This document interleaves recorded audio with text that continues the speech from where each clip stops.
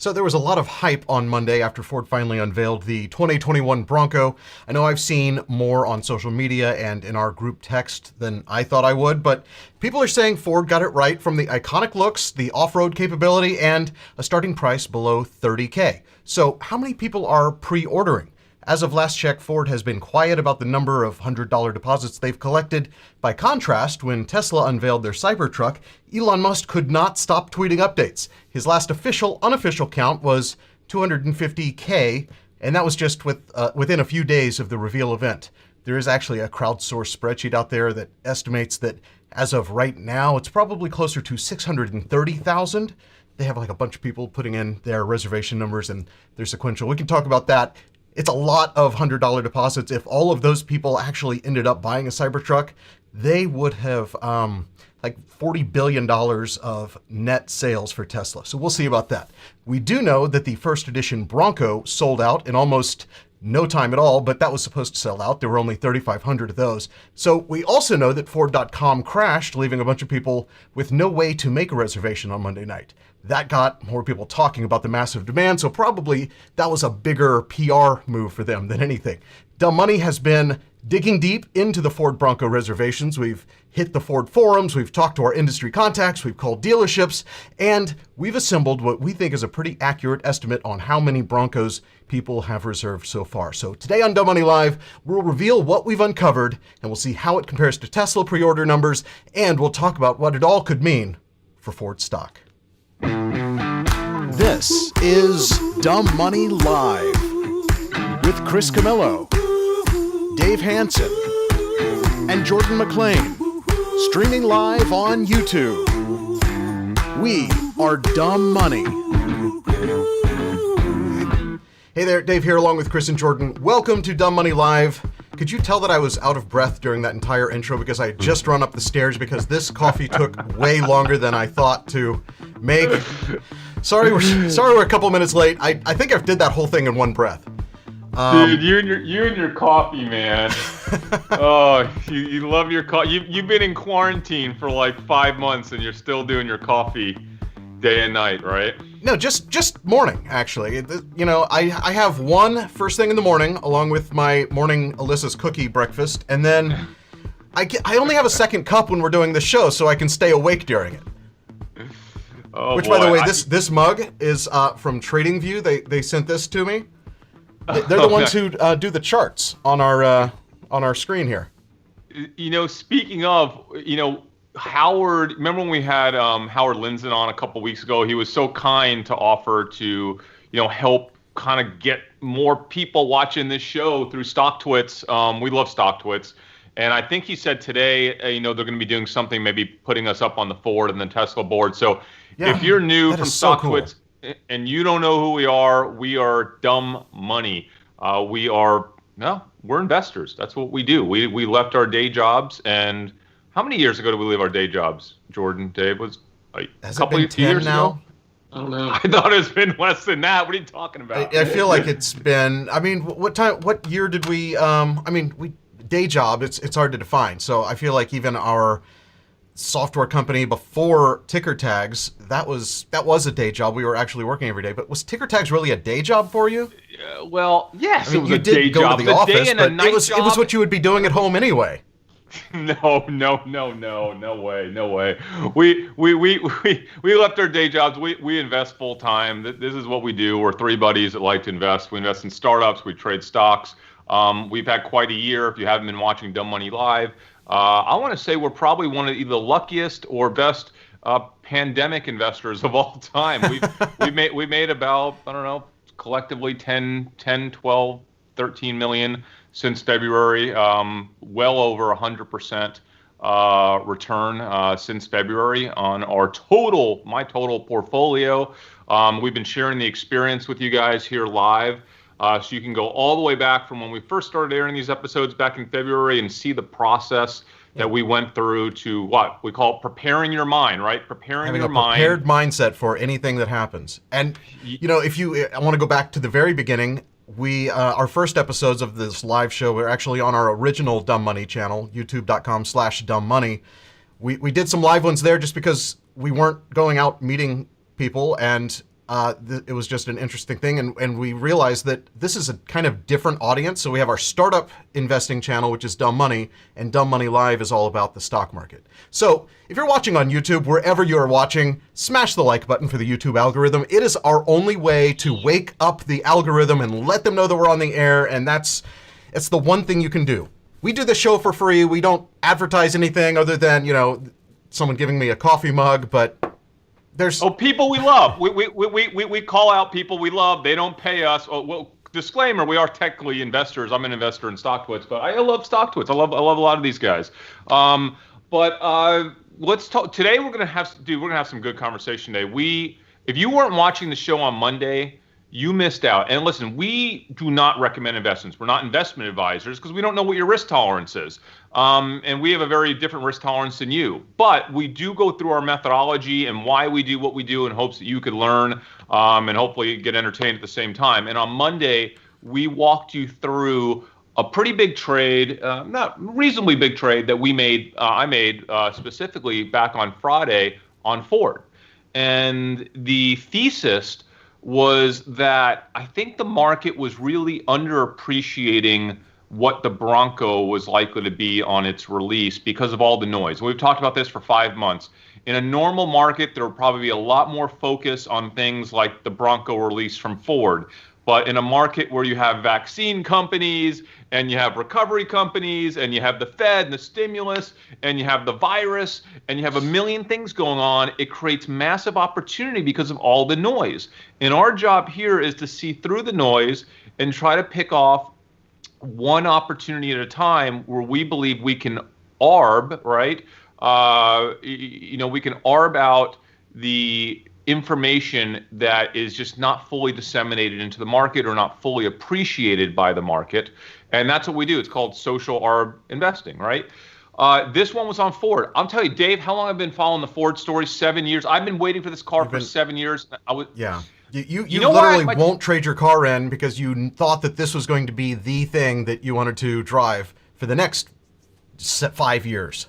Here's the problem with this trade. I am so biased with the Bronco. I've been so interested in this Bronco that I felt like I was too biased to place a high conviction trade. And so I put a trade in on Friday. I had at the time, I think 40,000 shares of Ford, but I bought 1,500 of the $6 Ford call options on Friday. And I think normally, based on the conviction level I had, I probably would have gotten 3,000 to 5,000 of those contracts, but I got 1,500 because I kept questioning myself. I'm like, am I just too in this? I mean, I get live alerts from Google every time the word Ford Bronco gets mentioned for the last 6 years. So like, I'm probably way biased for this trade. I was going to catch myself from making a huge mistake. But, and we're going to talk about Tesla on this episode too, because the big question about this episode today is where we are right now, okay? Ford or Tesla, or both, or neither. Okay, that's the question we're going to answer today. And timeline-wise, Ford opened up their Bronco reservation site about 64 hours ago. So I was trying to figure out where Tesla was at that point, and the best I could do is piece together the timeline of Elon tweets, and I think it was exactly 200,000. So he came out with 147 and then updated at 200 and then updated at 250. And that's the last time he said anything on Twitter about it. So I'm saying 200,000 is my Tesla estimate for the 64-hour mark. Okay, but here's the difference between us and everyone else. Everyone else is going to spew out numbers. We go way deeper. We're going to tell you about the context behind the numbers, the context behind that Tesla number, and the context behind the Ford Bronco number and the difference, because that's where the Wall Street analyst stops, and that's where we start, okay? Because that's where there's an opportunity to arb information. And I want you to go into detail on that methodology and how we gathered that estimate, because that's kind of teaching people how to do this themselves, right? Anybody can do this. We didn't buy some data feed from some source that for this particular number, it doesn't exist. Ford is the only source of real data, and their official statement was no word yet. No, they said they were overwhelmed. I think they said they used some word like that, right? They did. Overwhelmed. So they specifically said no word yet. Let's just say we were stampeded last night with extreme levels of interest. So, obviously that was a PR person who used the word stampede in their official statement. Oh, Okay, how so good is that? before we get into the numbers, and the numbers for Tesla and Ford, even if they're identical, are very different. And we'll explain that in this episode, because that's what you have to understand. I don't care if the numbers are the same. They are very different, because a Cybertruck reservation is very different from a Ford Bronco reservation, where a truck is actually coming out here in 9 months, okay, 9-10 months. Now, can I just talk to what really matters here? And you remember when we had the big Netflix trade from Stranger Things a few years back? I talk about this one all the time.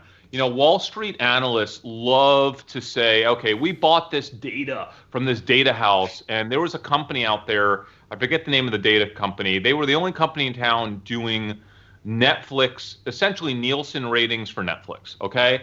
The problem was that every hit Netflix show at the time had very similar ratings, because every person that watches Netflix is generally going to watch the hottest show when it comes out that year, right? So that doesn't really tell you anything. It just tells you it's a hit show. And we all know it's a hit show if it's a hit show. We don't really need data to tell us that. But Stranger Things wasn't just a hit show. It was an anomaly for Netflix. And what I mean by that was there had never been a show that had the breadth of Stranger Things in terms of its audience appeal, right? We had Howard Lindsay on a couple weeks ago talking about 8 to 80. This is a true 8 to 80 show, well, maybe age 13 to 80, okay? Meaning that kids loved it, teenagers loved it, kids in their 20s loved it, 30s loved it, 40, I loved it. In my 40s, me and my wife watch it, families watch it, grandparents watch it. Like this show massively expanded Netflix's reach. And the way that we were able to identify that, at the time, me and Jordan had our company ticker tags. And what we did was we monitor the volume of mention frequency of words, okay? And what that means is we, in the case of Netflix, we're monitoring the volume of people speaking about the word Stranger Things. And we benchmark that to the volume of people speaking about other Netflix shows in the first 60 days of that show's release window, okay? And in every other case of a Netflix hit show, what we saw was that the volume of people speaking about the show spiked in the week it was released. It spiked and then it went right back down, okay, and then plateaued. But with Stranger Things, we had that spike, and that spike brought it to about the same level as every other Netflix show. And again, the Nielsen for Netflix basically came out and told Wall Street, hey, this show is generating about the same amount of viewership as every other Netflix show, right? But what it didn't show you was that once it spiked, it plateaued and never went down. It didn't go down for like 60 days. It was insane. In fact, we monitored and saw that there was triple the number of mentions for Stranger Things than there was for any other show in the history of Netflix within that window we were monitoring, okay? And what that actually means, is that the depth of interest, okay? These words are really important. The depth of interest in Stranger Things was significantly higher than any other Netflix show. That means that people were talking about this at the water cooler to their friends, to their coworkers, to their family. They were talking about it in social media. And we know from history with Netflix, and I'm sorry to talk so much about Netflix, but it's a perfect analogy for Ford right now, and we'll get into it in a minute, that when you see and hear that much from that many people in your life and all across social media, it wakes you up and it says, you know what? Maybe I should re-sign on to Netflix. We canceled 8 months ago. I've never signed up for Netflix. It's strange to think that people don't have Netflix by now, but believe it or not, a lot of people still don't have Netflix, right? And they didn't a few years ago when Stranger Things came out. And we know from the history of Netflix that the number one driver of new Netflix subscriptions, according to Netflix, are hit shows. Every quarter where they've exceeded Wall Street expectations, they've attributed that to a hit show that expanded their reach and brought in more customers, more subscribers. So we put a big bet on Netflix that quarter. We actually publicly posted it prior to earnings. We were the only data house on Wall Street to have to go long Netflix in terms of our interpretive data. Everyone else was short that quarter for various reasons. Netflix was up 20%, right? 20% after hours, 20% the next day. It's something we're really proud of because we measure the depth of interest, we measure the context of the data, behind the data. And with Ford, can I just tell you guys, and I know I'm biased, but I also don't like this new Bronco for me personally. Like it's not the one I want. I want the 90s Bronco. I want the bigger Bronco, right? Oh man, the level of interest in this Bronco, I'm just going to say it, it's mind-blowing, okay?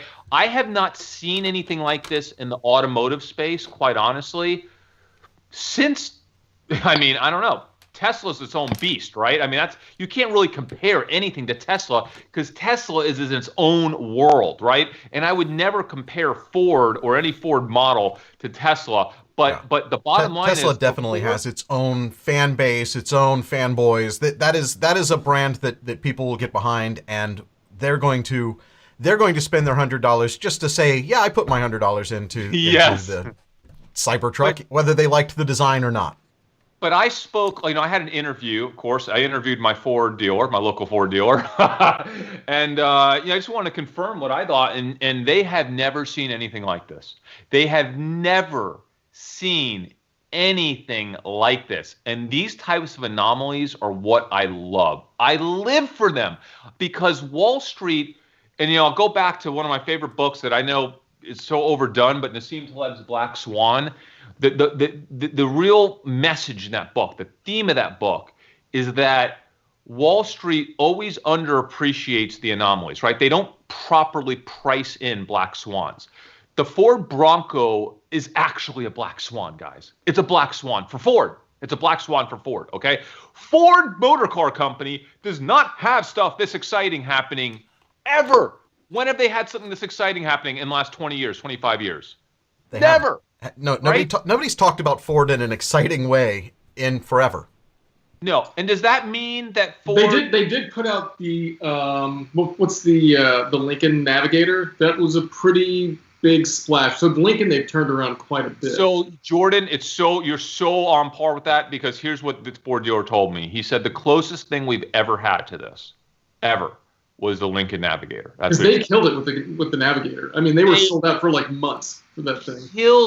Killed it. And he said the closest thing they've ever had was the Navigator. Yeah. But this is bigger. This is bigger. Okay. Now we have Ford, of course, trading down 30% from its pre-pandemic level, obviously, right? Roughly. Well, less every minute, right? Less every minute. So this is quite an opportunity, I thought, for Ford, and I was still kind of, not quite fully bought in until I actually saw what happened Monday night and then ultimately Tuesday and quite honestly leading right up until today. What happened, guys, and correct me if I'm wrong, have you seen this? The people on Facebook and Instagram and Twitter, like women are saying, like I'm having guys tell me their wives want this car, right? Like kids are going crazy. Old men are going crazy for it. Like everyone's good. Like I'm seeing people on my Facebook stream posting their Ford Bronco reservations, like multiple people in my small little world. Are you seeing this too? I'm not seeing it as much as you are, but I know that our immediate friend group is talking way more about this than has talked about any car since Cybertruck. But no, I haven't seen that much on social media, but I haven't. If I weren't looking for it, if I weren't digging deep into Twitter and searching for Ford and searching for reservation and searching for those kind of things. Yeah, I see it quite a bit. I see people posting their reservations online. It's kind of blowing my mind that people are this excited about it. It's not for me at all. Like I'm not into that type of stuff. So like I don't like Jeeps. I don't like any of these adventure vehicle type things. And so I definitely won't be reserving one or purchasing one, and I don't even get the appeal. I do think it looks really nice. Well, but Jordan, I think they blew out the design on it. Jordan, here's the thing. I remember I talked about on Monday. It's kind of the perfect storm. We're in the middle of a pandemic, right? We're in the middle of a pandemic. We're stuck at our houses. People are living Groundhog Day over and over again. By the way, speaking of Groundhog Day, similar movie, but so much better. Palm Springs. Did either of you see Palm Springs yet? No, I haven't seen it yet, but you recommended it. So great. So we're basically living the same day over and over and over, right? And I think what America needs right now, more than any other, because this is an American truck, okay? What America needs right now is an American win. And like this truck with the colors and this, does it scream fun? It might not be practical, but does it just scream like this is fun? This is exciting. This is everything that you're not doing right now is baked into this truck, right? How much fun does that look? That looks super fun. Take the doors off, take the roof off, and then go ride around on those boulders. That just seems like a real thing that I will do. Dude, the funny thing to me though is that they go through all this design and like this off-road theme, and like 95% of people that buy this thing, it's just going to be on the highway and in parking lots. Oh, of Jordan, course. when did that ever matter? Let me ask you, how popular is the Jeep Wrangler the last 15 years? Which also blows my mind. I've told you, I rented one of those things in Colorado. Maybe the worst driving car I've ever had in my life. It's terrible. I don't understand people that buy those. I love Jeeps. My first car was a CJ, and at age 45, no way am I driving a Wrangler. You know what? I might drive a Bronco because you know what? It actually, for me, this Bronco, although it's not ideal, it looks more. I put a tweet out the other day. 30% more comfortable than a Wrangler, I think, but 90% less comfortable than the big Bronco that I wanted. But it still feels like, you know what? If you're, an older guy or you're a woman that maybe wants something a little more comfortable, even if you're not going to go off-road, it looks fun. I mean, how fun does this car look, right? Like, I guess. If you forced me and said you have to have either the Jeep Wrangler or the Bronco, there's no comparison. You definitely go with the Bronco. But there's so many other good choices out there for cars. Not like this, Jordan. Not like this. There's nothing like this. Jordan, there's nothing even remotely like this. And by the way, that Wrangler is so tired. It's been the same. It's very tired. I agree 100%. I think basically what they did is they said, hey, we're going to recreate the Jeep sub-brand from Chrysler inside of Ford. And try to take all that market share because they know there is market share. They're going to make something cooler. And so now anybody that's looking at a Jeep, anybody who thought, you know what, next year I'm going to get a Jeep, no way. They're going to go buy the Bronco now.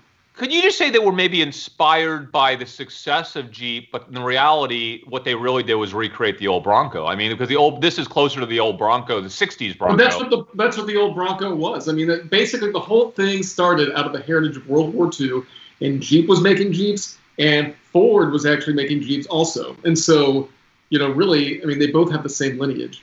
But I disagree with the nothing else looks like it because one of you probably sent me this meme. Every car looks just like it. But Dave, that FJ, which I had for 6 months and hated, very different than the Bronco because the Bronco, you have to look at it with the doors and the roof off. And the FJ doesn't do that. It just doesn't do that. The Bronco is so distinct from the FJ because you're going to show it.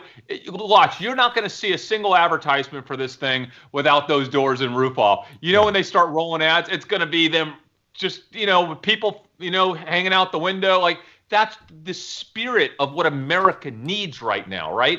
And they are nailing it at the perfect time with the perfect product at, by the way, the perfect price point. Oh, absolutely. I totally agree on the price point. Is reasonable, man. It is so reasonably priced. So let's just get down to the dirty with numbers on this thing, okay? So you said it, Dave. Elon said, I think, what was it, a month in? He said that he was 200,000, 250? No, that was 4 days in. It was 250. It was 4 days in. Okay. So first thing I looked at when I placed my own reservation was the reservation ID. And I had pinged a friend that also had a reservation. I said, can you send me your reservation ID and the time you made your reservation? And that was our buddy Drew. And I noticed that his reservation was 6 hours before mine and had 11,000 or 9,000 earlier numbers. So I was like, that seems pretty sequential to me. And then I started looking at other reservations and time stamping them, and it seemed obvious that Ford, wouldn't you, by the way, by now in 2020, if you tried to hide your numbers, wouldn't you do something that was a non-sequential number, right? To me, that means that they're trying to not say anything, but they want some chatter, some underground chatter. They're like, you know what? We'll make them sequential, and then people are going to make leak videos and all that stuff. It's basically free publicity. I dug deeper into that, though, in the forums and found people who said that they actually themselves placed 2 orders, and their first order had a higher number than the second order. So the theory online is that they are sequential numbers by trim, so that the numbers could be bouncing around because each of the 9 different versions they're taking individual reservations for might have its own sequential number. So that's interesting. I didn't even get offered the ability to do trim. I just placed a reservation. There was not trim. No, like 2 and 4 door, the base or the big bend or the black diamond. I didn't get to pick mine. It didn't ask me. It just said put it in. Because now you basically choose which one you want. You look at the little picture of it, and then you say, okay, I want that, and then I want the 2-door or the 4-door, and then you reserve. Well, it's interesting. I don't know. I mean, perhaps. And by the way, I spoke to the dealer. All that stuff is just to give Ford a general idea of what people want. Because the reality is that the real order window opens up in December. And your local Ford dealership's going to call you, and they're going to race to get your thing in as quickly as possible, right, for their own allocation. But he did tell me that 85% of the orders that they were getting, and my local dealership had 300 orders in the first day. That was 2 days ago. 85% were the 4-door, makes sense. 10% were the 2-door, and 5% were the Sport. Wow, I mean that kind of makes sense if you think about it, right? Yeah, I mean most people are using this as like a family wagon, right? Well, I wouldn't say that. I think a lot of people are looking at it as they probably would like to get the 2-door, but they kind of can't pull that off with kids or something like that, or it's just not. Yeah, that's what I mean. I mean, it's like you got kids, you got to take them to soccer. Yeah. This is a soccer practice car. Yeah. So, I thought the mix was interesting. So here's the deal. I looked at the sequential numbers, and according to sequential numbers, you'd think we're about 180,000, 190,000. By now, probably coming up close to 200,000, I would imagine today. But, I couldn't really trust that number because there are ways that number could be bad, Dave, as you're saying. They could start that off at different levels based on different trim, which could get you into trouble. Yeah, and what I saw was that the sequential numbers all started with 10014 or something, and they might actually have just it could be an encoded number where a digit tells you which of the models you chose and which then the last part is sequential or something like that, so that's how you could have them jumping back and forth. So it might just be the last few digits that are actually incrementing up. Although, wouldn't it just make sense for them to generate a random code instead of sequential? I know. Unless they just are trying to make us all guess and try to figure it out. I guarantee you by the end of tomorrow's the end of the week. By the end of the week, there's definitely going to be someone who's cracked the code, who's looked at enough data points, who actually can tell you, okay, yeah, we know exactly which models based on the data they've taken in, exactly what has been reserved. By the way, so I have to do something on this YouTube video right now. I just realized the one thing I meant to do that I did not do. I have Ford data from 2 dealerships. The problem is the dealerships I was looking at are both huge dealerships. One is one of the biggest in Fort Worth. One is a big one here. Park Cities is pretty big here in Dallas, right, Jordan? I would say. Mm-hmm. I think so. And so these are big metro dealerships. Right. They both had 300 sales. Yes, each of them had 300 sales yesterday. I meant to call a smaller Ford dealer that was not as big. How about this Mack Hawk Ford DeSoto? They can't be very big, right, Jordan? There's no way. Wait, what's this?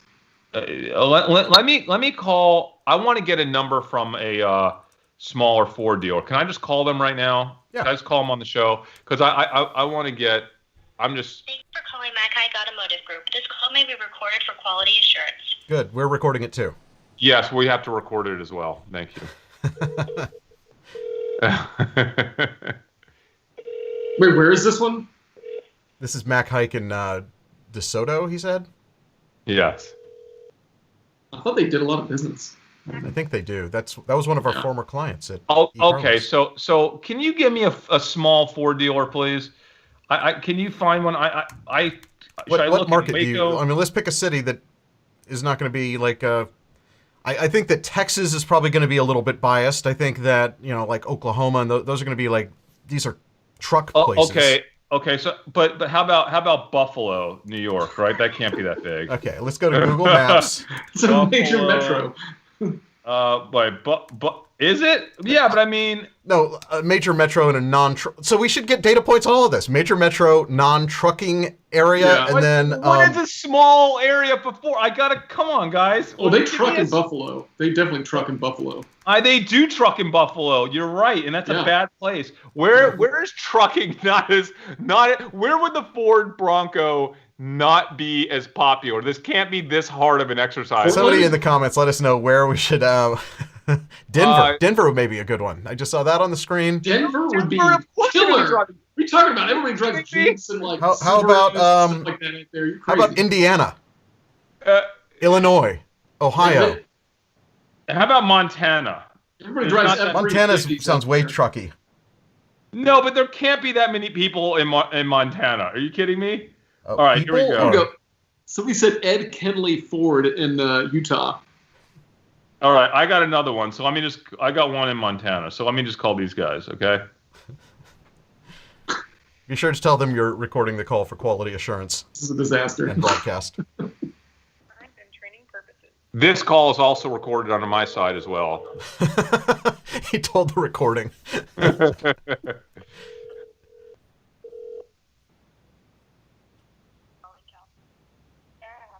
Hi, Kara. Sales, please. New car sales. Yeah, we're loving our community that gives us our success. We want to see our community happy and healthy. What dealership is this? I've already forgot. I'll tell you in a minute.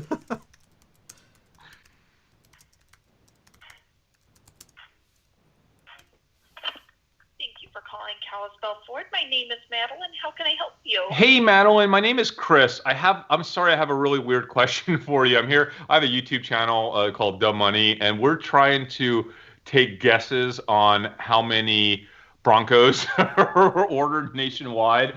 Are you guys like 100 a day or like 50 a day? Like, what's the normal amount for a dealer, you think, in terms of selling like these reservations? Let me get you over. Of course.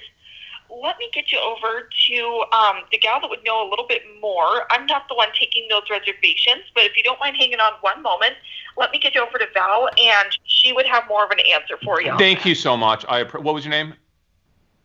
Oh, my name's Madeline. Madeline. Thank you, Madeline. Appreciate it. And while you're doing that, we have a recommendation to look at Portland. So I'm going to mute myself and call Courtesy Ford Lincoln in Portland, Oregon. Okay? Go ahead. So you go for That's a that, good one. and I'll try to get a number How in many Portland. reservations there got yesterday, Dave? Find out how many got yesterday. Test. Wait, are you talking to a dealership in Minnesota? No. Is it Minnesota? I don't know. Kalispell Ford. Ask them where they are. MT. That's Montana. Ask them where they are when you get them. The Kalispell. accent was pretty good. Pretty good. Hey, thanks for holding, Chris. This is Valerie. How are you? Hey, Valerie. Good. I'm sorry. To ask you this. We're trying to. We have kind of like an ongoing bet here at Dumb Money Live about how many Broncos reservations came in, and we're trying to figure out, does a dealership are they getting, you guys getting like 50 a day or like 200 a day? Like which is closer? Like I would say, what's happening a lot right now that we're hearing is the Ford website is crashing on people, so they're having a hard. So I think a lot more people.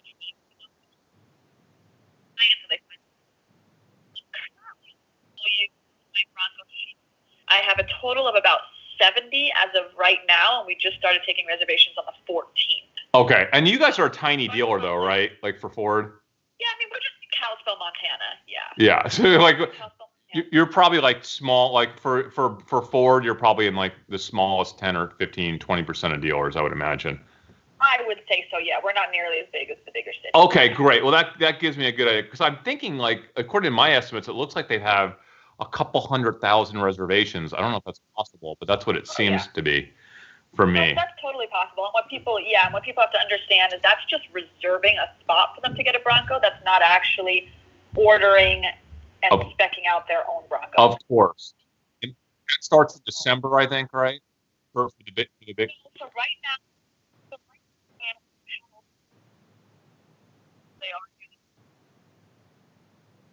four-door Bronco are not going to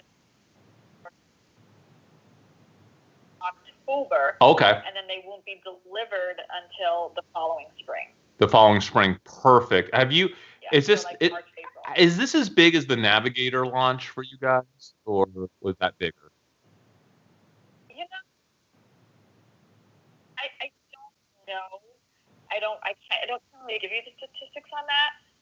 I mean, I feel like a lot of people are wanting these Broncos just memories. I have tons of people writing me back email confirmations saying, "Oh my gosh, my grandfather did this, and we had a 1966 Bronco." So I think people, it's more like that generation that remembered having one in the past.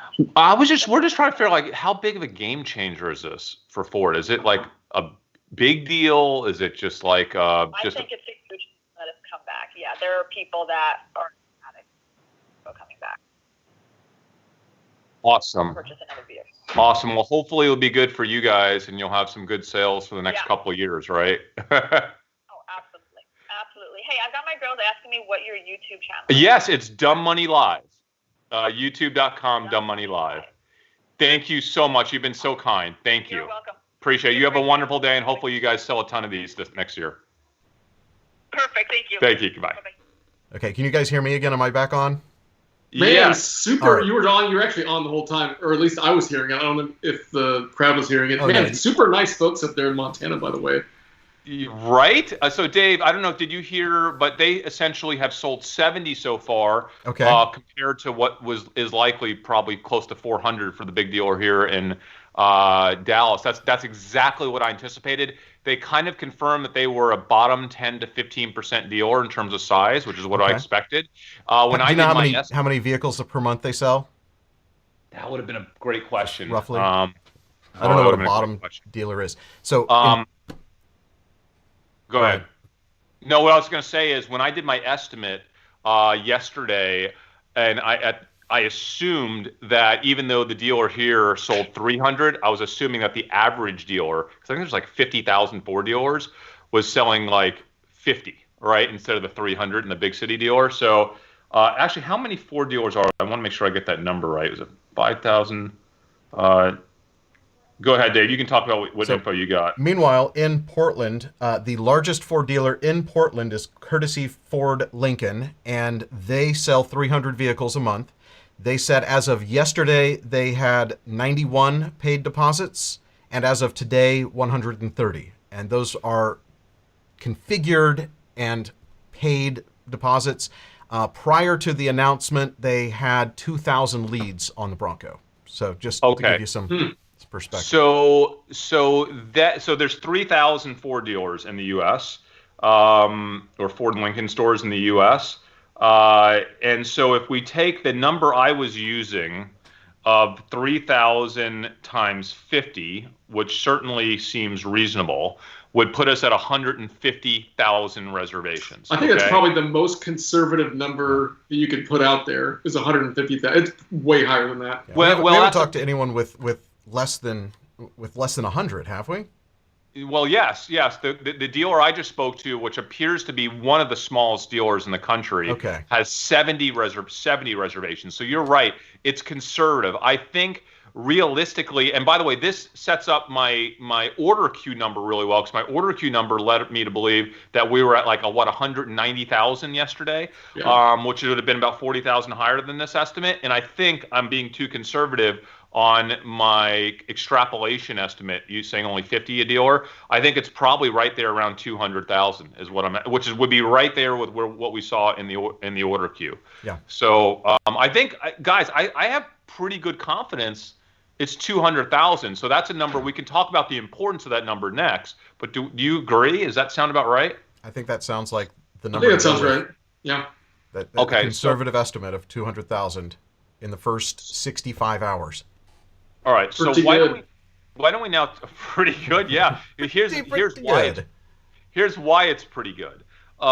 There's a big difference. Let's talk about the difference between the Cybertruck estimate and the Ford Bronco estimate. The Cybertruck, I mean, listen, I don't even remember if I put $100 on a Cybertruck. I can guarantee you I'm not buying one. It seemed like just a thing to do that day, right? Like it just seemed like a thing to do. I don't understand this. Why are people putting deposits on cars that they don't want? It blows my mind. What I don't understand is why I didn't put a deposit down on the Cybertruck, because I totally want one of these. Are you kidding me? I absolutely want the most Back to the Future car I can get. And if it's not a DeLorean, it's going to be a Cybertruck. I'm going to tell you something right now. It might be the worst looking truck I've ever seen in my life. Okay. In fact, I'm going to order one on the show right now, because I don't even know why I'm not in line yet. Ugh. Let's get the... Jordan, can I explain to you why people do this? So I used to sell cars. Everyone probably knows that right now after listening to our last show. It was one of my very first jobs after graduating college was selling cars. And often when I was selling cars, there were these people that would walk in and they would come in very serious, very serious. They would take a test drive. They'd spend an hour and a half with you, like the most serious buyers ever. And then all of a sudden you'd hear them talking to each other, and they start saying stuff like, yep, about 9 more months I'll be getting that thing, or about 12 more months. And they were almost entirely multi-level marketing salespeople that part of what they were told to do is to go out to car dealerships. And Emerson, I'm on YouTube, sweetheart. I can't, okay? I'll do it when I'm off, okay? I love you. I'm surprised Owen's not in there trying to promote his new channel. It's like, she comes in with a piece of paper showing me. I can't read it. It's dark over there. But so I do appreciate her with a piece of paper. That was very kind of her than trying to talk over. Anyway, they come in and they were told to go to car dealerships, and like nice ones. This is when I was selling BMWs and Lexus, and actually look for the car they're going to buy once they're successful, right? And they want to have that car in their head, and then they want to. Are you serious? This is amazing. Yeah. So what a lot of people do. A lot of people, like they say, if you don't write it down, it won't happen, right? So this is like one step further than writing it down. It's going and starting the process of buying the car you're going to have once you're successful. A lot of people want to say, hey, this Bronco's not coming out for another year. I'm going to get that Bronco. I'm going to be in a better place, right? I am going to, if you're a Robinhood trader, you're like, I'm going to trade my way to that Bronco. Or if you're in sales, I'm going to kill it in sales this next year. I know it's not a good year for sales with the pandemic, but I mean, this is part of the emotional connection people have with dreaming and having goals. Yeah. And the bottom line is, if you have that deposit, it's $100. It's $100. It's a cheap dream. $100, Jordan, is a really cheap. No, it's a good point, and I did not think about it that way. Yeah. I do understand that. And especially for Tesla. Now, if you're a Tesla, I'd say every single Tesla investor put $100 on a Cybertruck. Okay, so whether they're none of those guys are going to own Cybertrucks. They all put $100 in the Cybertruck to pump up those numbers for Tesla. So that's a whole nother reason. But the reality is, the Cybertruck is such a wild beast that nobody knows. Maybe the thing comes out and they're like, this really is the greatest thing I've ever seen, and I actually want one. I'm glad I put $100 down, and I'm not like number 1.3 million in line for this thing, right? I want to say, hey, I'm on the list, and I'm getting one if I want it, right, this quarter. The Bronco is very different. So the Cybertruck, I think, of the 650,000, Dave, I bet you 550,000 to 600,000 drop off the list. You guys get the guarantee. Well, there's already been a lot of cancellations in this data. There's a really good spreadsheet that someone put together that normalizes the data, that looks for discrepancies, looks for things that are out of range. It's actually amazing, and I'm going to actually put my reservation number in so that I can help. You can be part of the stats. Yeah. But look at this. Look at this. Look at this graph. This is the graph of confirmed reservation numbers and the outliers that have been eliminated, right? So that seems like a legit data source. Dave, the Cybertruck is awesome because it's bulletproof, and you're from America. You need this. Thanks, Jazz. You know what? The one thing that the Cybertruck and the Ford Bronco have in common is they're both that they are ultimate America truck. Like, by the way, I think this whole thing between the Cybertruck and the Ford Bronco, it's like it's the last the last little rush to even want to own your own personal car. And this is over. And like in 5 years, nobody will be talking about the cool car they want because no one's going to ever own a car again. And we know that's So the true. funny thing about this episode. We're talking about Tesla versus Ford Bronco, basically. And the reality is, this is the last thing. This is like the last time you'll ever get excited about actually buying a car that you're going to own, because none of us are going to be owning cars in 10 years. None of the kids are buying cars anymore. If they do buy a car, it's probably going to be a Ford Bronco because it's that cool. But other than that, like I don't want to own Ford for the next decade. You get what I'm saying? Like, I don't want to be an owner of Ford stock. That's not what this episode's about. This episode is about, as a trade, do you want to get in Tesla right now, or do you want to get in Ford, do the Bronco? But let's talk about those Bronco reservations. Do you agree that if they have 200,000 right now, that they could be at 500,000 here by the fall? Is that possible? Is that doable? I think that's doable. I mean, I think that what you'll see is much like that Tesla graph, where it was huge on day one, leveled off, and then kind of had a bigger spike as it maybe became closer to reality, and people are like, I should be on that list. I think Ford can legit have 500,000 people by the end of the year queued up for the Ford Bronco. Now, are all of them going to buy one? Absolutely not. Are they going to have the fall off that Tesla's going to have with the Cybertruck? Absolutely not. I think that somewhere between 50 and 80% of the people that have a Ford Bronco reservation are actually going to buy a Ford Bronco, right? Does that sound right? 50 to 80%? Is that fair? Does that seem reasonable? Look, I mean, I think the Cybertruck is it's insane. And also it's way too aspirational for most folks, I think. I mean, it's an expensive, super expensive car that is totally impractical, probably won't even fit in your garage. I don't know. It's crazy. But the Ford Bronco is just, that's just a normal progression on whatever you're driving now. And so you're going to trade it in. You're going to trade in your Jeep or something like that. You were thinking about getting a Jeep. No, you just get the Ford Bronco, and you basically stolen business from Jeep. And I think Ford is genius by doing this, because they just create a whole new lineup, right? They are. It was a genius move, and they've done more than steal from Jeep. They're going to bring people in that wouldn't have considered a Wrangler, quite honestly, a lot of them. I think most people that buy a Ford Bronco were not owning a Jeep already, and they were not planning to buy a Wrangler, but they're buying this because it's fresh, it's new, it's cool, and it feels like it's more of a car than a Jeep Wrangler, even though the reality is it's probably about the same. But it kind of, because of the look of it, it just feels like a little more than a Wrangler, right? And like, you can debate it all day long, but it feels like it's more. I think it's way better than the Wrangler. Way better than the Wrangler, yeah. Not even close. So here's the thing, guys. Ford sells, Dave? But it's like 4 to 5 million cars a year, I think, globally, right? Something like that. I don't know. I didn't research that. And they are giving, they are discontinuing a couple of their car lines. And by discontinuing, they're phasing them out, right? They have one car line. I think they have 160,000 cars a year. They're phasing that out. But here's what you have to understand. I forget the name of that car line they're phasing out. The margins on that car line are terrible, because they're like, it's just, people don't really want them, right? It's like, that's why they're phasing them out, because it's not profitable for the company. So if Ford sold 5.9 million vehicles in 2018, down from 6.6 in 2017. That's the latest that I can get with a quick Google search. Yeah, so if Ford is going to be able to sell hundreds of thousands of Broncos a year, okay, hundreds of thousands a year, or more, potentially, it's possibly they can do more. This is not just selling a regular car.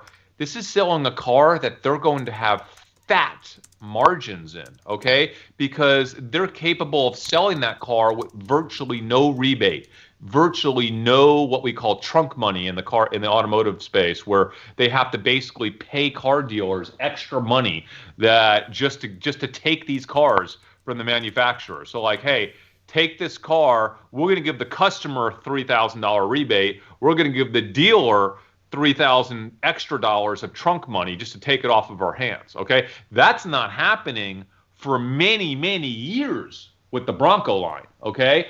And people don't understand how big of a deal that is for a company like Ford to be able to sell a car that's that in demand with those markups, okay? So big deal for Ford. Okay, big deal for Ford. I think it's a game changer. I think it's an anomaly. I think I'm going to be invested in Ford probably for the next 6 to 9 months. Okay. Really? Maybe longer. I'm not going to have as big of a position as I have today. I currently have 130,000 shares. Let's talk about the trade on Friday.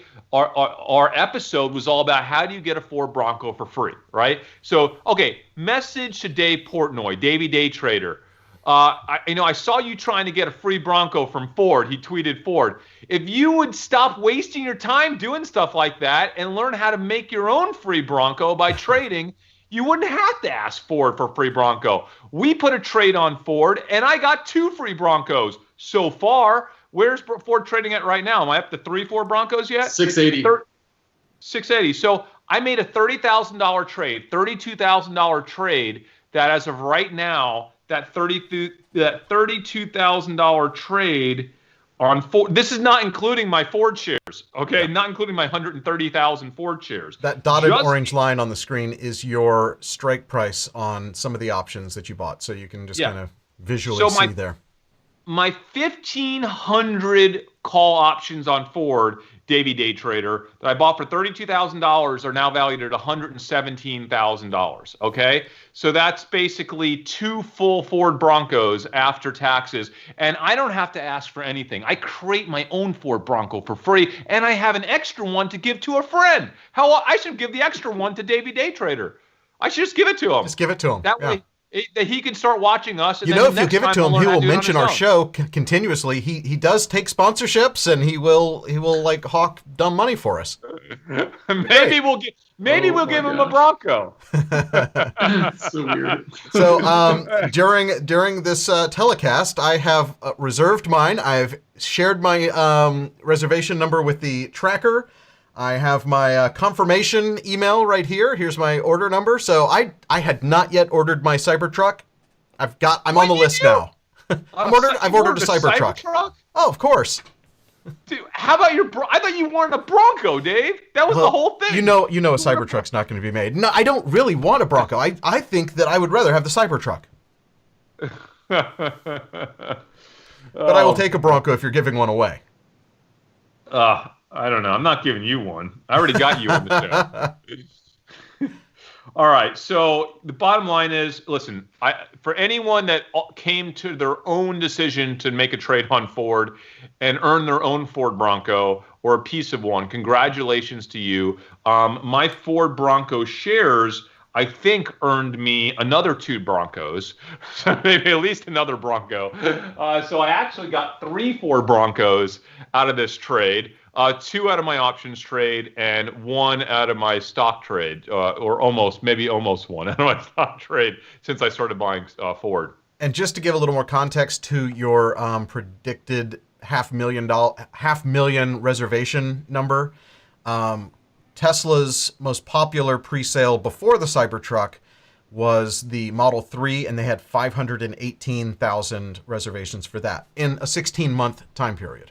16-month time period, yeah. Yeah, for 500,000 reservations there. Because let's admit, the Cybertruck's not real anyway. It's not real. Yeah. The reservations aren't real. I'm not saying it won't eventually come out, but the reservations are not real. I mean, look at Dave. Perfect example. Dave Hansen is not going to drive a Cybertruck. Are you kidding? I think I would. You would drive the Model X. That's perfect for you.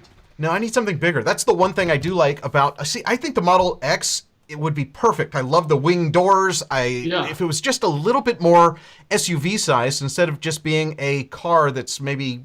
What are you talking about? It's probably the same size as your current SUV. You think it is? Yeah, I think I have the Range Rover Velar right now. Yeah, I think it's about the same size. Well, if it's that size, when I see them driving around, they seem smaller than what I meant. They are. Maybe it's a little smaller, but they did a really good job with the interior of them, and they feel pretty big on the inside. I think it's like great. You're the Jetsons vehicle. You might like it, Dave. It feels like you're in a Jetsons spaceship. That's all I want. So can we just? I don't want to ever drive again. I want to push a button and just be taken places, teleport That's there why if I could. You're ultimately a Tesla boy. You're a Tesla boy, and you always will be because of that. And eventually, you need to get a Tesla. I just feel like the Bronco isn't going to be comfortable enough for me. Like the interiors being vinyl so that you can hose them down. When's the last time you ever needed to well, Chris, you obviously always do need to hose down the interior of your car because it's disgusting. But normal people who don't take the doors off and go through the mud, I think Jordan was right in saying that this car is going to mainly be driven on the highway by people who have no intention of climbing over the boulders that it was designed to climb over.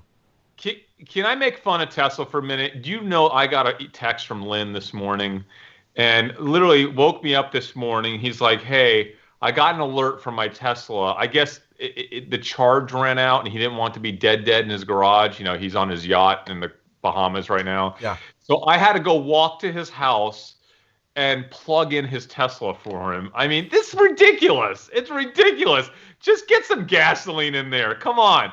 You need to do the same thing with your vehicle. We've already discussed, everyone on this show doesn't drive enough now, that all of our batteries have died in our gas vehicles. By the way, I do think this is the greatest thing about the Tesla is that you don't ever really need to worry about, like, as far as just like daily driving and stuff, you'll never have to spend a minute waiting for fill-ups. It's not a problem. You just, when you get home, you plug it in. No big deal. You know what I mean? It's just like you don't have any of the... work if you park on the street like me, how does that work, dude? Like I street park. You just have to get an I don't know outlet why you would installed do near that. the You curb. just do it in your garage. Just park in your garage. No, you I don't. Yeah, you need to reorganize your garage. Yeah. I prioritize. I don't want my garage to be stuffed with two cars. I like having room for other stuff in my garage. There's no way I'm going to give up half my garage for a car. One, it's easier for me to park on the street. I don't want to pull into my alley, my driveway, in, out, 3-point turn to get in there. Hell no. Like, so it doesn't work for me. I'm going to be so screwed when gasoline goes away. I don't know what I'm going to do. I'm going to have a wire going out to the street. I'm going to have a wire like underground going out to the street to the curb or something so I can City's plug gonna my have to car. like give you a special permit for that too, because you're not allowed to run electric past the sidewalk. No, and then how is that actually this is what I'm getting at, guys. It's not going to work, which means that people are not going to drive cars. The car's going to pick you up. You're just going to call your car. You don't need to store. Why do we even have this like room in our house designed for two vehicles to drive into? That makes no sense, right? We in the future, that this. will be our TV studio where we do all of our Zoom calls and we won't have vehicles. And when we do need to go somewhere, our off-site vehicle will come pick us up, take us somewhere. And then if you choose to, you can let it be a part of a taxi fleet. And if not, not. But this is why the garage is for your barbecue pits and all your bicycles. That's what happens. No, we want to buy little parking lots around like around cities because we're thinking eventually you're going to want to have charging stations where Teslas or whatever they end up being, Rivians. It'll right, be the next public storage. It's going to be a real estate play mixed with a like subscription-based storage for your vehicles that's right. That you don't care where it is. It just needs to be close enough to get to your house. The cars just drive in, they hover over the charging port, they charge, and then they leave. They're coming and leaving all day long, but it's a place for them to go and get charged. So and if you want a private car, you can have your private car over there at the charging port because, you don't want it on the street. You can't charge it. Anyway, what's the trade here, guys? Tesla versus Ford. Right now, Tesla versus Ford for the next, I don't know, let's say for the next couple months, the next few weeks to months. What's the trade here? I'm not talking about years, weeks to months. For me, it's got to be Ford right now. It's got to be Ford. Ford is my trade for the next weeks to months over Tesla. Does it mean I don't own Tesla? Of course I own Tesla because the psycho Tesla boys are going to continue to buy Tesla until it's $10,000 a share. So I got my Tesla. I'm going to ride it with them. I'm not fighting it, dude. I'm not fighting the Tesla boys. I am with you. I am not against you. I will never be against you, okay? I think Tesla in general is a wonderful thing for humanity, for our civilization. I support the company. I support the dream. I'm going to make money with you all along the way. Okay, I've learned my lesson by missing out on Tesla for the first and the second ride up. I will not miss out again. But for a trade weeks to months, Ford. For me. For me, anytime you say, are you going to invest in Ford or Tesla, I am investing in Tesla. I skipped your Ford trade. I missed out on 2 free Fords, but guess how many free Teslas I got? A way higher price point. I'm going to get the Model X. I can buy 5 Model X's now. Maybe more. Well, it's come down a little bit. I got those too. I got my free Teslas too. I haven't cashed them in yet, but believe me, I've got like 10 or 20 free Teslas on my Tesla move. So over the last year. Jordan, what do you think, man? All Ford. I'm with you. Yeah. Now, do you own either though? No, right? I do not. You do not own? I actually own both. Ford. So I have a new video coming out on Hey There Dave here in the next few days. Subscribe. Yeah, what is it? What is it? And I bought as just a demo of how trading on Robinhood works, because I like their interface for showing in a video, but I'd never actually funded my account. So I funded my account and bought some Ford stock just to show how to set up a trailing stop order. So if you want to learn about trailing stop orders, subscribe to Hey There Dave Here, youtube.com/Hey There Dave Here. And for somebody in the comments who said I was off my game and hadn't reminded people to smash the like button enough, please do that. We right now have a grand total of, where can I find my likes? We have 500 people viewing, and my like counter is, where? Normally I have a place. Oh, 207 likes. Can I just say I'm catching up on comments, and I got ripped on a little bit for my anti-Tesla remarks. Michael, I absolutely do get Tesla. I am invested in Tesla. I'm in it. I get it. Okay. I'm still going to forever make fun of Tesla boys like Dave. But that doesn't mean I don't get it. I'm not going against Elon. I'm not going against Tesla, man. Hey, listen, we're invested in SpaceX, okay, in addition to Tesla.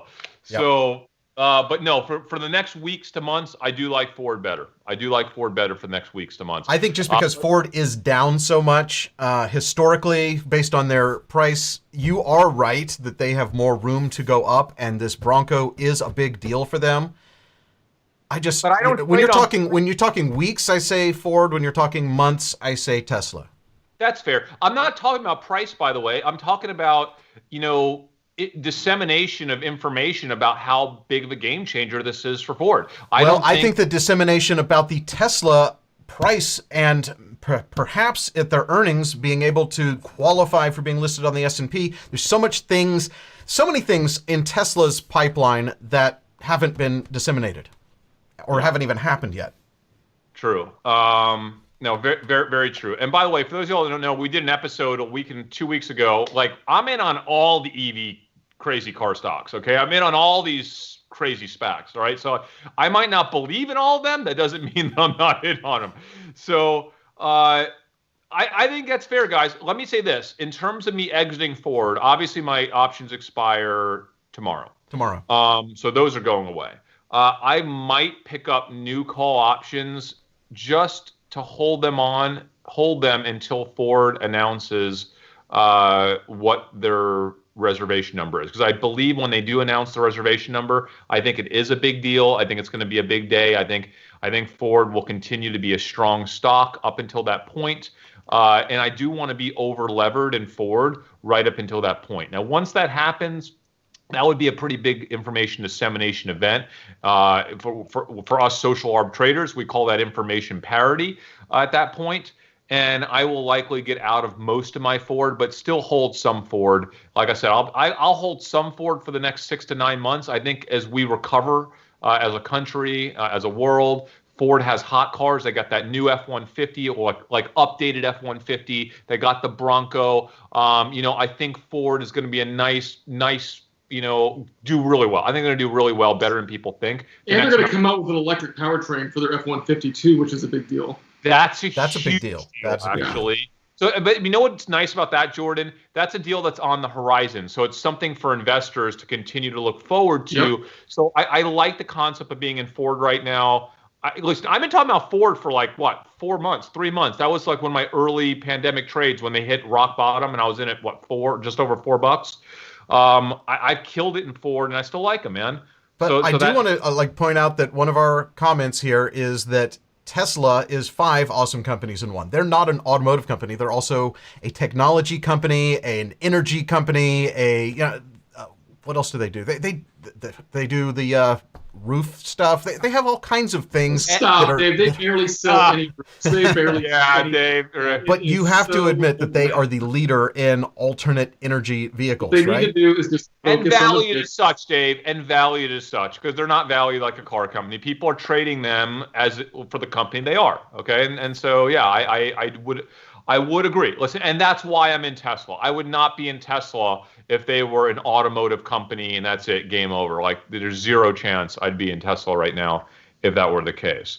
A couple other things I want to say. First of all, since Jordan and Dave, I don't think you guys have been as active as you should be in our Discord channel. I have not, and I really apologize for that.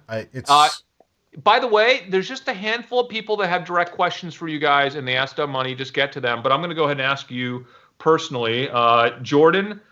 We had someone ask, and maybe you can address this since you and your bicycles. Jordan, by the way, Jordan has a separate garage just for his bicycles. He has a 2-car garage with vehicles and then a separate garage for bicycles. That's what you should do, Chris. Why don't you just get another garage? No. And he shaves his legs, right, Jordan? Like bicycle. You must. TMI. All right, so Jordan. Not all I shave. not investing related, but I know you're into biking, cycling. Do you recommend any particular bike for an intermediate biker? I enjoy a lightweight frame, mainly suited for trail riding. Go ahead. Yeah, I mean, I would just say support your local bike shop. Go to a local bike shop.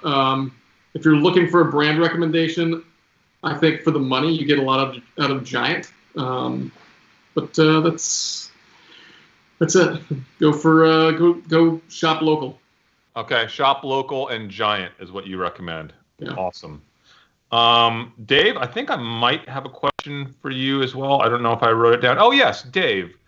Can you add a merch store link to the Discord channel at the top? Oh yes, absolutely. I think because we're now on Teespring, they have an integration with Discord, so we'll definitely be able to get that put in there.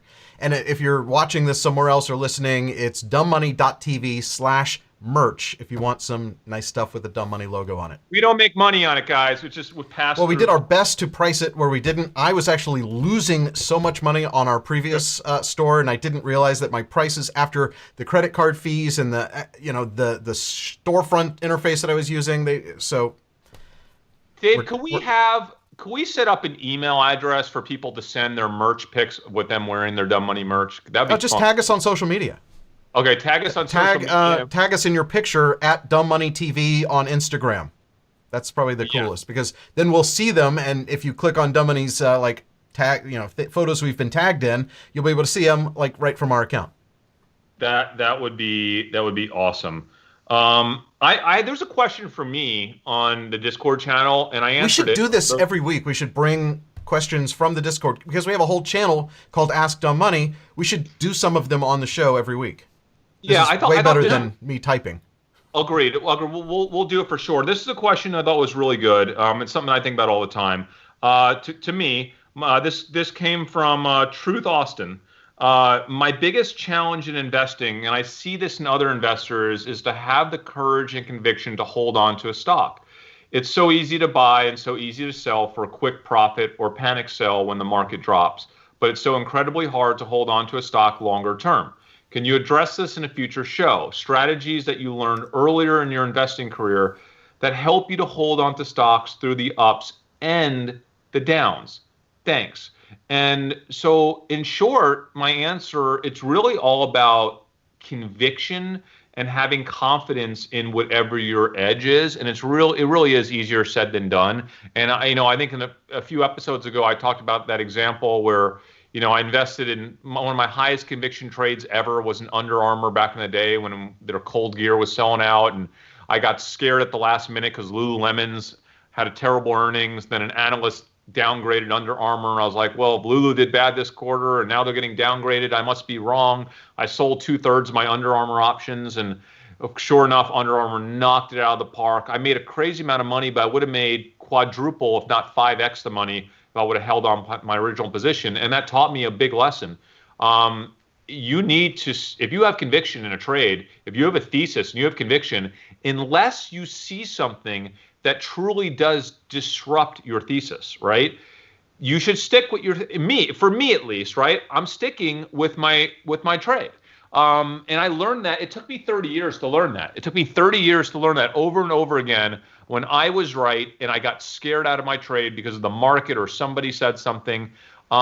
You're not going to learn it. It's going to take you 20 to 30 years. And it took me 2 decades with insane success, and I'm still struggling to trade with conviction and to drown out noise of people with conflicting views. Now, that said, if someone surfaces data that truly does conflict with your thesis, you must take that into account. You must take that into account, and if necessary, close out the trade immediately. But when you like Peloton, remember Peloton? How much conviction?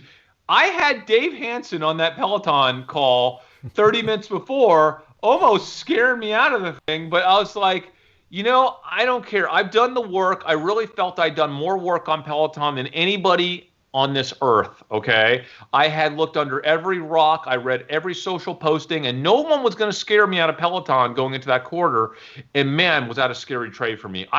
God, guys, that was such a big trade for me. It was insane. For y'all that didn't watch that episode, it was a 7-figure win for me. And gosh, I'm so glad I didn't get scared out of it. And I'm still not scared. I'm still in the trade today. And let's see where Peloton goes this next quarter.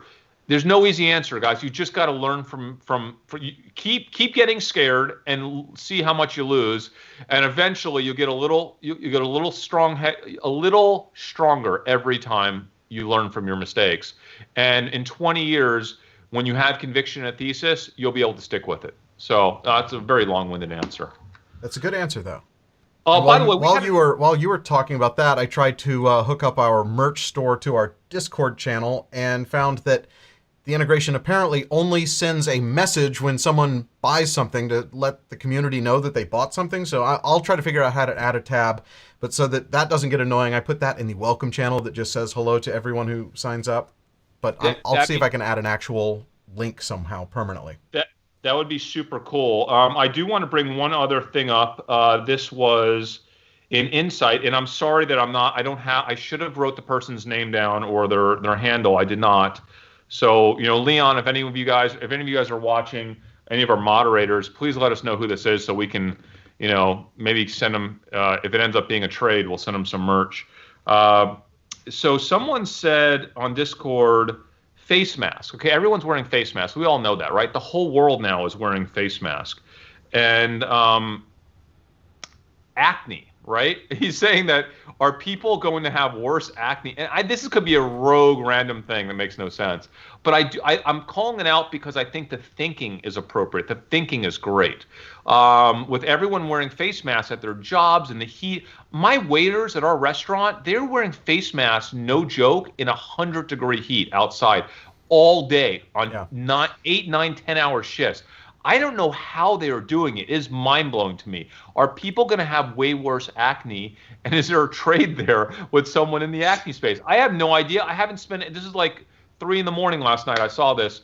But that's the type of thinking, right? That's how I want you to think, all right? That's how I want you to think about surfacing opportunities, right? Because listen, we all know that people wearing face masks. How much credit do I give to this guy for being able to surface that idea? If your mind is going there, then you're going to be a great social arb investor because it's all about surfacing ideas early, okay? And that's a hell of an idea. I don't know if there's a trade there. If there is, please, on Discord, someone start talking about it. Let's surface what the trade is. I saw a note come across, and it was Jacob T. Jacob T. Thank you, Jacob T. Great. That's awesome. I just saw a note come across asking if I wanted a sandwich, so I've texted Megan back. That's what we do here because I refused to answer my phone during this thing. I saw it in our chat. So thanks, Megan. I will be getting my sandwich soon. I want a sandwich. My gyro from a good Mediterranean place. My wife never sends me comments asking me if I want a sandwich on the. Well, you should definitely tell her that that's the only way to reach you during a show. Tell your kids that too, by the way, because that's the only way to actually get your attention during the show. And every time you tell them, "Get out, I'm on the air," we get funny comments about. I love it. My kids are banned from watching this channel ever. They're not allowed to watch this channel because we talk about money and us making money, and I do not. Well, this channel's not made for kids anyway. They shouldn't be even tuning in. I want my kids thinking we are the poorest people on earth until like the last possible moment that I can't keep that from them anymore. Your level of frugality is probably helping with that. I do want to know that I see that our Teespring connection is now working. So Justin bought this awesome looking sweatshirt or hoodie. It is way too hot to wear that right now. Hopefully you're in a cool place, but is that quality, Dave? Is that like a quality hoodie, do you think? That is I for the hoodies, they're a little more expensive. I went with the ones that are not the cheap kind of Gildan brand, but the ones that are called like it's some kind of premium upgraded material. Oh, I got to buy one of those and see how they are. I love my hoodies, man. That's literally all I wear all winter long. It's a non-zip version. I was trying to find a zip version. No, you got to go non-zip right now. That's the style right now, non-zip. Well, luckily, I couldn't even find a full zip or a quarter zip. Non-zip is what you want right now, so that's actually super cool. Can I just say also, a lot of people are. Listen, I mean, we lost our childhood best friend this last week. Okay, we won't talk about who he is or what happened, but we lost our childhood very best friend, the person that got us started in business. Me and Dave, and Jordan knew him very well later on, but me and Dave, he got our minds ticking on business at the age of 13, 14. Okay, and we wouldn't be the people we are today if not for this guy. He was a spirit and a soul and an energy that is 10x bigger than our energy on Dumb Money on our best day here at Dumb Money, okay? And we were in middle school in 8th grade, and this guy got us thinking about buying and selling used cars from the classifieds. We were going to start wholesaling cars at the age of 13 from the classified ads in 1988, 1989, okay? And that's how we got started trading. We were trading cars, okay? So he passed away, and a lot of people that we know have passed away the last few months, and depression is a real thing, alcoholism is a real thing, drugs, all these things are together. They're all collectively together, and it's a massive problem for the entire world. And we're seeing it all in our network. I'm sure if you're following the show, you're seeing it on your network, in your social network. It's really sad. I hope it's something that we as a society can kind of get together on and really help with. And there's a stock trade here I want to talk about. I haven't looked into it, but I have spent a tremendous amount of time the past couple of years because I am close with a couple of people in my friend network, in my extended network that are having these issues, and I've been helping them. Looking at psychedelic treatments, right? These are mushrooms, using mushrooms for psychedelic treatments for severe depression. And I'm going to tell you that the science behind it is actually incredible. There's finally real studies happening now at some of the biggest educational institutions in the world. Just this last year, I don't want to cite them right now. I don't have them in front of me, but this is very real. Someone on our Discord channel last night put a stock that I haven't looked at. I don't know if they're a penny stock, if they're junk, if they're garbage, but MMEDF. It sounds like a penny stock to me. I don't know. And I'd be very careful with these psychedelic stocks. I haven't even pulled up a ticker on it, but it is a penny stock. Penny stocks, so be very careful. I mean, I don't trade penny stocks, but I would look into it. I'd look into this stuff because at some point, if there's legit company, and I know it's hard to monetize things that are natural, like mushroom treatment, related treatment and stuff. But I think it's fascinating. I just want to say that, and I also want to bring up, without citing who he is specifically, our friend, and just say, hey, this is a car episode, right? We're talking about Ford and Tesla, and hey, if you're listening, you know who you are. This episode is to you. Also, our best friend Lynn's best friend as well. So Lynn, if you're watching, I know you're thinking of this as well, and to this person who's very close to us. When as a kid, I was always supposed to race him at some point. We had this dream. His favorite car was a 930 Porsche. My favorite car was a 928 in high school. And someday we're going to be able to afford to buy these cars and race in the desert, right?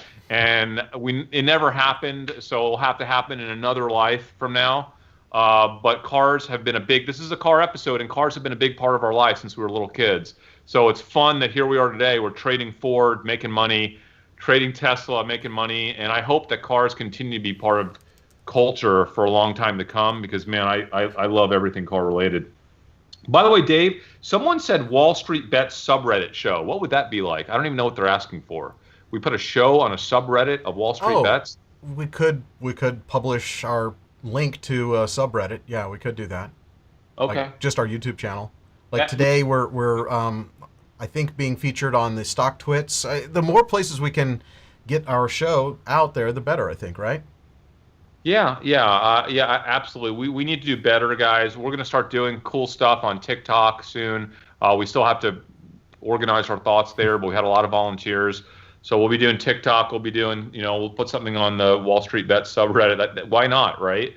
And StockTwits is helping us out. There was another company we had that we're going to be doing some stuff with. TradingView, the people who do our stock charts, they have a streaming platform where we can put content on their platform too. So there's some technical things we have to figure out there, how we can make it actually all work. But there's a lot of opportunity to expand the audience. But if you're watching on YouTube, tell your friends. If you have people who are interested in investing, who would like to tune in and just get some thoughts and get their minds thinking about investing ideas, we'd love for you to share. There's a share link right in YouTube. The thumbs up will help. But really, if you just send a link, send an email to your friends, because I know that everyone I know would love this show, and they happen to all be on a text string, and they're watching right now. So that's why we do the show, right? Like, we want every person in the world to invest. I had the greatest conversation, guys, with a lady who's a mom of one of our, the mom of the fiance of one of our very good friends, and she's obsessed with the show. She watches every episode. She listens to them. She then goes on walks and listens to the episode every time we air them. She says she no longer listens to Jim Cramer. She realizes that she was a huge Jim Cramer fan, and now she won't even watch Jim Cramer anymore because she realizes that he's too late to everything. And Dumb Money, we are ahead of the curve. Prepared mind, running scenarios. Like, she's totally in with our social arb, early identification of change methodology. I love it that no matter who you are, what your age is, that you can connect and resonate with this show. And we're not going to stop till we have 100 million people watching this thing and 100 million people investing for themselves, whether they watch us or not, right? By the way, I do want to talk about one thing since we're going into the weekend. This is a big deal. Did you see the article that was posted on our Discord channel about the data that's coming out on Monday in the Oxford AstraZeneca trial? I did. I saw that. Firm date. Shocking, guys. This is happening now. I'm actually shocked that the market isn't paying more attention to this, but we've been waiting on this data for a long time, and there is a rumor, unsubstantiated, but there are people saying that the data to be released on Monday is not just going to show a positive antibody response, which is kind of what Moderna showed. Yes. And by the way, this would be in a much bigger set of people because they're already this is like their phase 2 trial that's going to get released on Monday.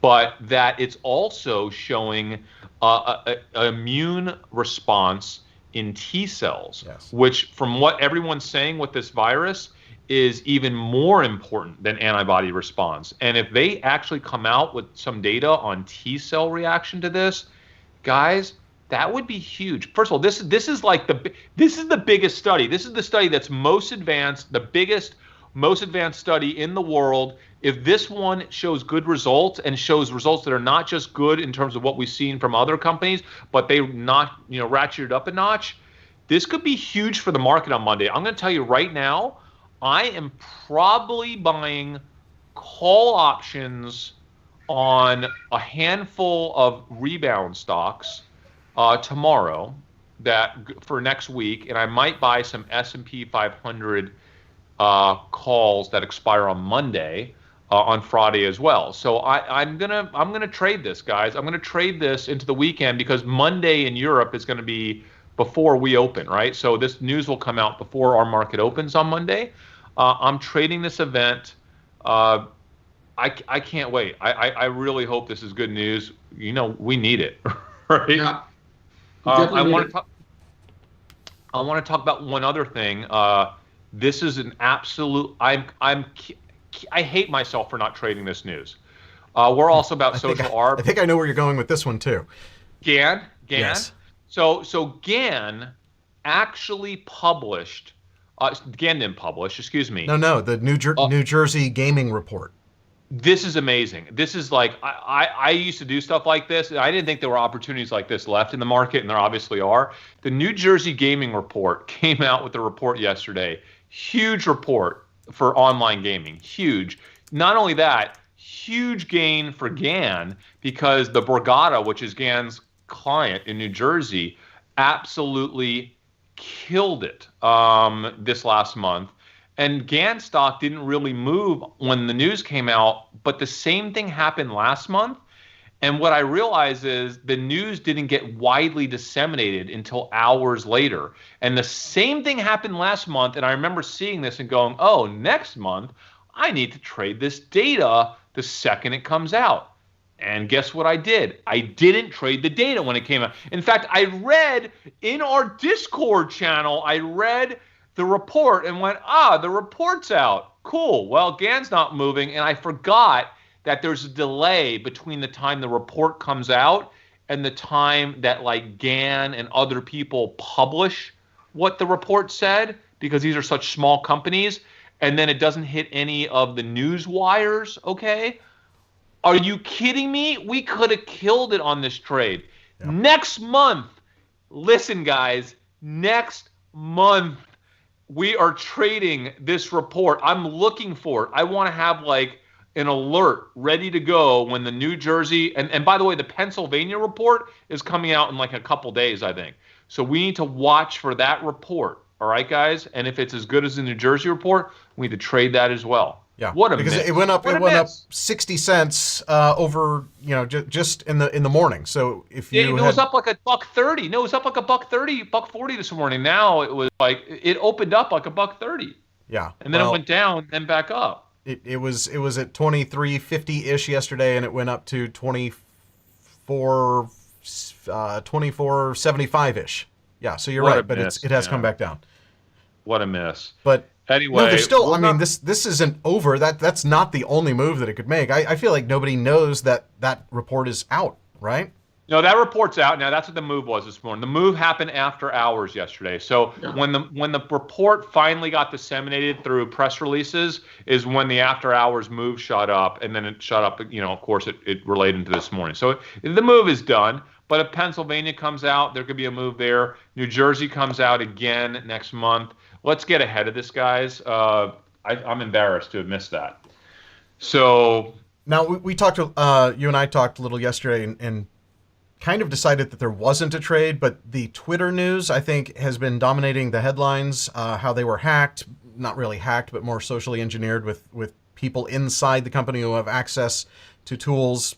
But basically, it's a huge breach where all these high-profile accounts, from Uber to Apple, Obama and Biden's accounts, Bill Gates, Musk, Jeff Bezos, like all these people had this crypto scam tweeted out from their account. How does that happen, first of all, and what does that mean for Twitter and just in general for online? As we're in an election year and all of the concerns about people stealing the election and misinformation. Is this something that will have some kind of an impact on Twitter longer term, or is this kind of just they had a problem, they'll say they're sorry and move on? You never know. I didn't want to trade it because I felt like Twitter is such a widely, covered company. Everyone's watching it so closely and they're trading it. And it's like, I didn't think there was no arbitrage opportunity there. These are the sorts of things where more often than not, Dave, as you know, they bounce right back because there's a it dropped one-time big event. in after hours, but it has essentially recovered during the day today. What I think is interesting about Twitter is that it's not as big of a deal because nobody trusts Twitter anyway. You're not sharing anything on Twitter that's personal for the most part. Everything you share on Twitter is kind of designed to just go out to everybody, go out to the world, right? So nobody really cares. Like, okay, they hacked into the accounts. Like, unless you're private messaging people on Twitter, which, I mean, I don't really do that. But, you know what I'm saying? Like, it's not a service that I think it's just so public anyway, right? Yeah, the whole idea of it is it's a public feed of your random thoughts, right? So yeah. But what's awesome is not being a starred person for the first time. You have a benefit not being a blue starred person, right? Because you didn't get shut down. Everyone else they're shut down. Shut down the checkmark people. Only for like a few hours though, until they sorted things out. It was pretty short lived. Yeah. Yeah, it was kind of a nothing story, but it was interesting though that some coordinated attack could happen where basically they got access to take over these accounts. And totally. I think the best thing about it was it just gave people on Twitter something to talk about for an hour. More content for Twitter. Yeah. Okay, so could we just end this by telling our followers and our viewers today, go get a Bronco. Put your let's do what Tesla investors do. Let's all put our reservations down and pump this thing up, right? Whoa. Or just do what I do and put your Cybertruck thing in, because I'm way more invested in Tesla than I am in the tiny amount of shares I bought for demonstration purposes only in Ford. Or do both, or all of the above. I hope you guys got some value today. Like, we shared our opinions. Again, we're not financial advisors, so don't do what we do, but learn from what we do, right? Learn from our mistakes. Learn from the methodology. Have a prepared mind. Get one step ahead. You've got to be ahead in this market. Listen, what are we thinking about today? We're thinking about the report on Monday coming out from AstraZeneca and how we're going to potentially play calls in the market. You have to be on top of stuff. We're thinking about the Gann, New Jersey report next month that we haven't missed yet. Have an awesome weekend, though, guys. I mean, let's hope for some good vaccine news on Monday. We need it. I think America needs a Ford Bronco. I think everybody in America needs a Ford Bronco. And I think they know they need it, and that's why the pre-sales are so high. And I can't wait to win more, to trade for more free Ford Broncos. I want 10 free Ford Broncos now. I'm stepping it up. I'm not happy with 1 or 2. I want 10. All right, so I want some good AstraZeneca news on Monday. I think that might be what we would talk about on Monday. But if you haven't yet, hit the like button before you go. Subscribe, hit the bell, notify when we're on, blah, blah, blah. Subscribe to my other channel. Hey there, Dave here. I had a new video last week. I think I might have a new one this week. We have a podcast. You can find us on Twitter. You can find us on Instagram. You can join our Discord channel, dumbmoney.tv/Discord. Also, if you're watching the replay of this, make sure you drop a comment in the YouTube comments on this video. Keep the conversation going there. And until the next one, I'm Dave Hansen for Chris and Jordan. We are Dumb Money. We will see you on Monday.